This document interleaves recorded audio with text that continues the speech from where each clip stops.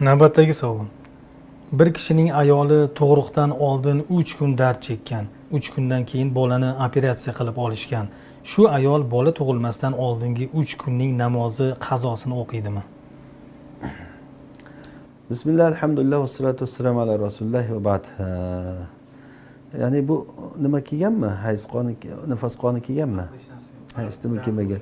Dard o'sha faqat dardni o'zi bo'lgan bo'lsa, albatta namozini qazosini o'qiydi. Agarda o'sha bachadoni ochilib, masalan, qon ketgan bo'lsa, bir xil ayollardan qon ketib qoladi. O'sha qon ketishni boshlashi bilan nifos boshlandimi yoki nifos bola tug'ilib bo'lgandan keyingi nifosmi? Bunda ixtirof bor fuqarolar o'rtasida.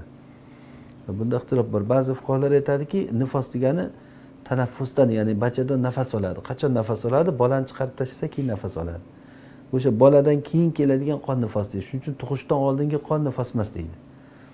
Bunda endi xo'p ishkalga kirmaylik, bu ixtirofli masalaga. Hozir aytilgan narsani o'ziga javob bersak, hozir faqat quruq dardni o'zini kelishi yoki suv kelishi, masalan, qon kelmasdan yoki quruq dardni o'zini kelishi bu ayol kishi nifos holatini belgilab bermaydi. Bunday paytda namoz o'qish kerak edi ayol kishi, o'qilmayapti. O'qilmasa kechiktirib keyin o'qiydi. Xuddiki Rasululloh sollallohu alayhi vasallam Xandaq g'azotida namoz o'qilmay qoldilar. Keyin kechiktirib o'qidilar namozni. O'shanday bo'ladi bu ham. Qazo qilib o'qiydi, vallohu a'lam.